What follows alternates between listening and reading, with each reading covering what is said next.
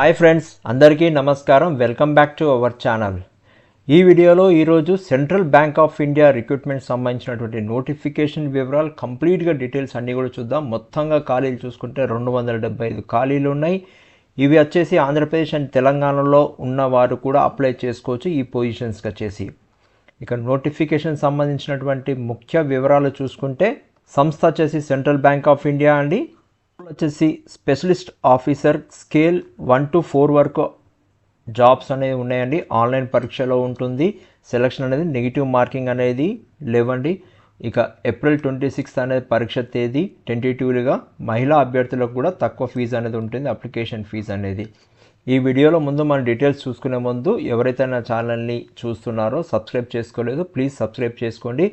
And ఈ వీడియోకి ఒక చిన్న లైక్ ఇవ్వండి, నాకు ఎంకరేజింగ్గా ఉంటుంది, సపోర్ట్గా ఉంటుంది. మీకు మరిన్ని జాబ్ అప్డేట్స్, జాబ్ నోటిఫికేషన్ సంబంధించిన అన్నీ కూడా వివరాలు తీసుకొచ్చి మీ ముందుకు హెల్ప్ చేయడానికి నాకు please subscribe to my channel and like this video.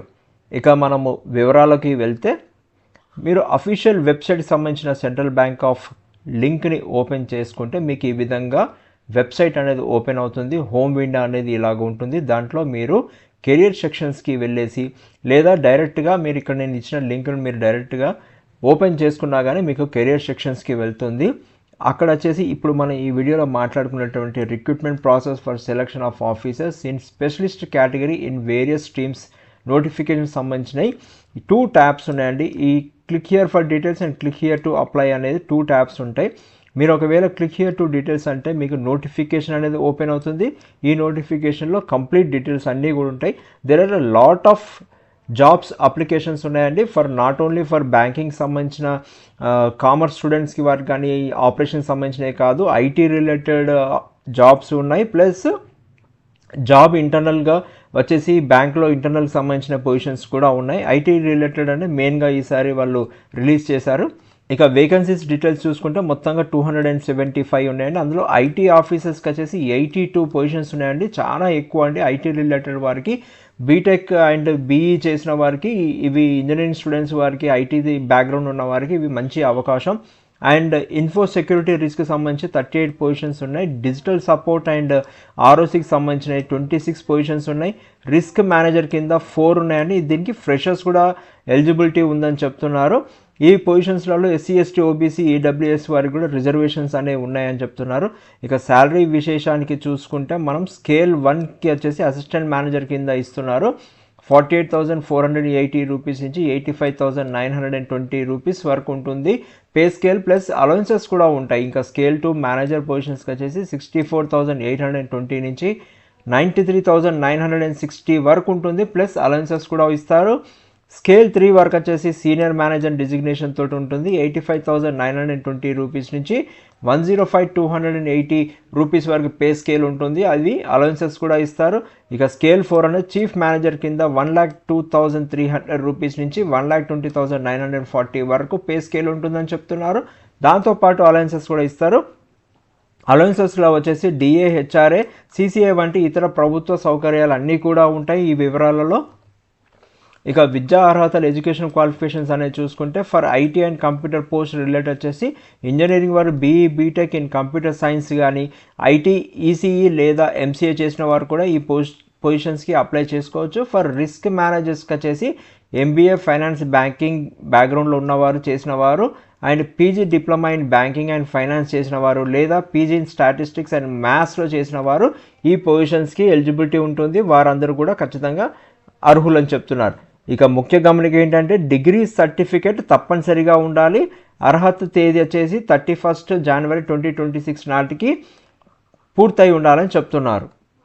ఇక ఎక్స్పీరియన్స్ సంబంధించిన వివరాలు చూసుకుంటే ఫ్రెషర్స్కి వచ్చేసి ఎటువంటి అనుభవం అనేది అవసరం లేదు. అది కూడా రిస్క్ మేనేజర్ స్కేల్ 1 పోస్ట్కు ఎటువంటి అనుభవం లేదని చెప్తున్నారు. ఎక్స్పీరియన్స్ అనేది ఏవే పోస్ట్కు కావాలి అంటే ఐటీ ఆఫీసర్స్ అండ్ అదర్ పొజిషన్స్కి ఎక్స్పీరియన్స్ అని కావాలి. పోస్ట్ను బట్టి కనీసం 2 years నుంచి 10 years వరకు ఎక్స్పీరియన్స్ అనేది కావాలని చెప్తున్నారు. నోటిఫికేషన్లో ఈచ్ కేటగిరీ ఆఫ్ పోస్ట్కి సంబంధించిన దాని డిజైర్డ్ ఎక్స్పీరియన్స్ అండ్ క్వాలిఫికేషన్ కూడా వారు డీటెయిల్గా ఇచ్చారు నోటిఫికేషన్లో. ఇక పూర్తి వివరాల కోసం నోటిఫికేషన్ పీడిఎఫ్ని చూడండి. నోటిఫికేషన్ నేను లింక్ను డిస్క్రిప్షన్ బాక్స్లో ఇస్తాను, అక్కడి నుంచి కూడా మీరు చూసుకొని అప్లై చేసుకోవచ్చు. ఇక ఏజ్ క్వాలిఫికేషన్ అనేది చూసుకుంటే యాజ్ ఆన్ డేట్ వచ్చేసి 31/01/2026 జనవరి 2026 31 వరకు చూస్తారు. కట్ ఆఫ్ డేట్ వచ్చేసి స్కేల్ 1 వరకు వచ్చేసి మ్యాక్సిమం 30 ఇయర్స్ అండి, స్కేల్ 2 అండ్ స్కేల్ 3 వరకు మ్యాక్సిమం 35 ఇయర్స్, ఇక స్కేల్ 4 వరకు వచ్చేసి మ్యాక్సిమం 45 ఇయర్స్ అని చెప్తున్నారు. ఏజ్ రిలాక్సేషన్ చూసుకుంటే గవర్నమెంట్ రూల్స్ అండ్ రెగ్యులేషన్స్ ప్రకారంగా ఎస్సీ ఎస్టీ వారికి 5 ఇయర్స్ ఉంటుంది, ఓబీసీ వారికి 3 ఇయర్స్ ఉంటుంది అండ్ పీడబ్ల్యూబీడీ వారికి 10 ఇయర్స్ అనేది ఉంటుంది. ఇక సెలక్షన్ ప్రాసెస్ వచ్చేసి ఆన్లైన్లో రాత పరీక్ష అని ఉంటుంది, రిటర్న్ టెస్ట్ ఉంటుంది, దానికి వెయిటేజ్ వచ్చేసి 70% ఇస్తున్నారు. దాని తర్వాత ఇంటర్వ్యూ ఉంటుంది, దానికి కూడా 100 మార్క్స్ అని ఉంటుంది. దీని యొక్క వెయిటేజ్ వచ్చేసి 30% చూసుకొని రెండింటికి క్లబ్ చేసుకున్న తర్వాత షార్ట్ లిస్ట్ అనేది జరుగుతుంది, ఫైనల్ సెలక్షన్ అనేది జరుగుతుంది. అర్హత ఉన్న అభ్యర్థులు మాత్రమే ఇంటర్వ్యూకి పిలుస్తారు. ఎవరైతే ఆన్లైన్లో మినిమం పాస్ మార్క్స్ వస్తాయో వారికి వచ్చేసి షార్ట్ లిస్ట్ చేసిన వారిని ఇంటర్వ్యూకి పిలుస్తారని చెప్తున్నారు. ఇక పరీక్ష విధానం ఎగ్జామ్ ప్యాటర్న్ చూసుకుంటే స్ట్రీమ్ స్పెసిఫిక్ క్వశ్చన్స్ వచ్చేసి 75 మార్క్స్ ఉంటుంది, అది 50 క్వశ్చన్స్ అని అడుగుతారు. రిలేటెడ్ టు ద స్ట్రీమ్ సంబంధించిన క్వశ్చన్స్ ఉంటాయి మెయిన్గా. తర్వాత రీజనింగ్ సంబంధించి 15 క్వశ్చన్స్ ఉంటాయి, 15 మార్క్స్ ఇస్తారు. జనరల్ అవేర్నెస్ కింద 10 క్వశ్చన్స్ ఉంటాయి, 10 మార్క్స్ కింద డివైడ్ చేస్తారు. టోటల్గా మొత్తం వచ్చేసి 75 క్వశ్చన్స్ ఉంటాయి, 100 మార్క్స్ అనేది ఉంటుంది. ఈ పరీక్షలో ఎటువంటి నెగిటివ్ మార్కింగ్ లేదు కాబట్టి మీకు ఒక మంచి అవకాశం, మంచి స్కోర్ చేసుకోవడానికి. ఇక తెలుగు రాష్ట్రాలలో పరీక్ష కేంద్రాలు ఎక్కడ ఉన్నాయంటే ఆంధ్రప్రదేశ్కి వచ్చేసి విజయవాడ, గుంటూరు అండ్ విశాఖపట్నంలో కండక్ట్ చేస్తారు. తెలంగాణలో వచ్చేసి హైదరాబాద్లోను, వరంగల్లోను ఈ పరీక్షలకు సంబంధించినటువంటి ఎగ్జామ్ సెంటర్స్ అనేవి ఉన్నాయి. కాబట్టి మీరు ముందుగానే అప్లై చేసుకొని మీ దగ్గరలో ఉన్న ఎగ్జామ్ సెంటర్ని మీరు సెలక్షన్ చేసుకోవడానికి ఈజీగా ఉంటుంది. కాబట్టి డోంట్ డిలే ఫర్ అప్లయింగ్. పరీక్ష ఏప్రిల్ 2026లో జరిగే అవకాశం ఉంటుంది టెంటేటివ్లీ వాళ్ళు చెప్తున్నారు. ఇక అప్లికేషన్ ఫీజు అనేది చూసుకుంటే ఎస్సీ ఎస్టీ పీడబ్ల్యూబీడీ ఉమెన్ వారికి వచ్చేసి 175 రూపీస్ మాత్రమే ఉంటుంది. ఆల్ అదర్ క్యాండిడేట్స్కి, మిగతా క్యాండిడేట్స్కి జనరల్ ఓబీసీ ఈడబ్ల్యూఎస్ వారికి వచ్చేసి 850 రూపీస్ ఉంటుంది. కేవలం ఆన్లైన్ మోడ్లోనే ఇవి పేమెంట్ అనేది చేయాలి. That credit card, debit card, UPI ద్వారా కూడా పేమెంట్స్ అనేది చేసుకోవచ్చు అని చెప్తున్నారు. ఇక ఉద్యోగ ప్రదేశం అండ్ ఎక్కడ ఉంటుంది లొకేషన్ వచ్చేసి పోస్టింగ్ ప్రధానంగా ముంబైలో ఉంటుంది, నవీ ముంబైలో ఉంటుంది, లేదా సెంట్రల్ బ్యాంక్ ఆఫ్ ఇండియాకి సంబంధించినటువంటి వారి యొక్క ఆఫీసెస్లో పాన్ ఇండియాలో ఉన్న ఆఫీసులలో కూడా ఉండొచ్చు అని చెప్తున్నారు. ప్రొబేషన్ పీరియడ్ అనేది 2 ఇయర్స్ ఉంటుంది. సర్వీస్ బాండ్ అనేది 3 lakhs వరకు ఉంటుంది. 3 సంవత్సరాల వరకు సర్వీస్ బాండ్ అనేది మనం ఇవ్వాల్సి వస్తుంది. సెలెక్టెడ్ క్యాండిడేట్స్ ఎవరైతే ఉన్నారో, క్వాలిఫైడ్ అయిన వాళ్ళు ఎవరైతే ఉన్నారో వారందరూ కూడా బిఫోర్ జాయినింగ్ ద జాబ్ వచ్చేసి 3 lakhs వరకు సర్వీస్ బాండ్ అనేది ఇవ్వాల్సి వస్తుంది. ఇక ఇంపార్టెంట్ డేట్స్ మనం గుర్తుంచుకోవాల్సింది ఏంటంటే స్టార్ట్ డేట్ వచ్చేసి 28 ఫిబ్రవరి 2026 అప్లికేషన్స్ అనేది స్టార్ట్ అయిపోయినాయండి ఈ రోజు నుంచి. అండ్ లాస్ట్ డేట్ వచ్చేసి 23 మార్చ్ 2026 వరకు ఉంటుంది అప్లై చేసుకోవడానికి. బట్ మీరు లాస్ట్ డేట్ వరకు వెయిట్ చేయకుండా వెంటనే అప్లై చేసుకోండి. ఎవరైతే క్వాలిఫైడ్ పర్సన్స్ ఉన్నారో don't wait till the last date.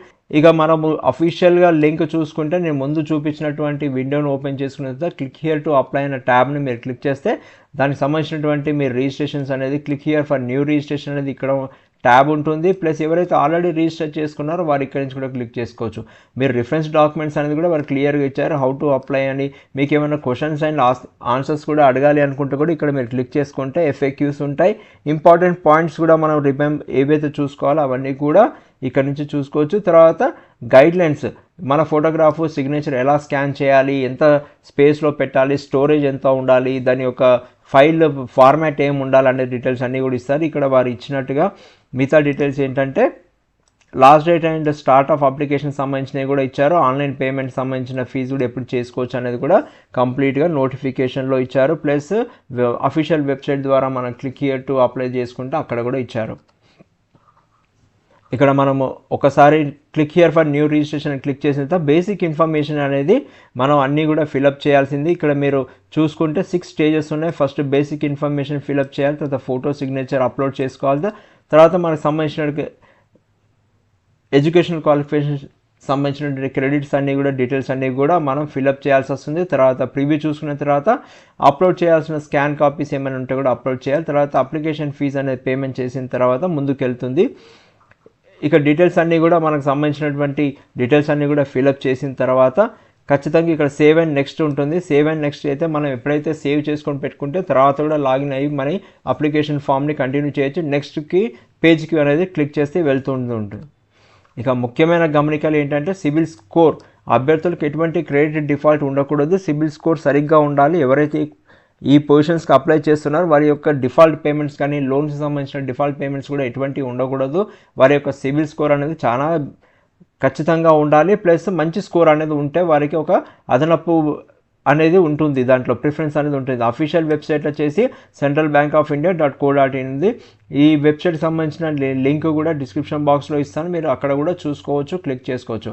Apply చేసే ముందు అధికారిక నోటిఫికేషన్ పూర్తిగా చదవండి, ఎందుకంటే మిగతా డీటెయిల్స్ ఏమైనా మిస్ అయినా కానీ మీకు మైన్యూట్ డీటెయిల్స్ అన్నీ కూడా నోటిఫికేషన్లో క్లియర్గా ఇవ్వబడతాయి. కాబట్టి మీరు ఖచ్చితంగా అప్లై చేసే ముందు చదవాలని కోరుకుంటున్నాను. ఇక ఎవరైతే జాబ్ ఆస్పిరెంట్స్ ఉన్నారో, ఎవరైతే ఎలిజిబుల్ క్యాండిడేట్స్ ఉన్నారో, ఈ జాబ్కి అప్లై చేస్తున్నారో వారందరూ కూడా ఆల్ ద బెస్ట్ అండి. మరిన్ని జాబ్ అప్డేట్స్ కోసం వెంటనే మా ఛానల్ని సబ్స్క్రైబ్ చేసుకోండి, ఈ వీడియోని లైక్ చేయండి, మరియు మీ ఫ్రెండ్స్ అండ్ ఫ్యామిలీ మెంబర్స్కి ఖచ్చితంగా షేర్ చేయండి. ఎవరికైతే జాబ్ రిక్వైర్డ్ ఉందనుకుంటున్నారో వారందరూ కూడా షేర్ చేయండి, హెల్ప్ చేసిన వారు అవుతారు. సబ్స్క్రైబ్ చేసుకోండి, షేర్ చేయండి అండ్ లైక్ చేయండి. మీకు ఏమైనా సందేహాలు ఉంటే కామెంట్ సెక్షన్లో అడగండి, నేను ఖచ్చితంగా మీకు దానికి రివర్ట్ ఇస్తాను. Thank you, all the best once again.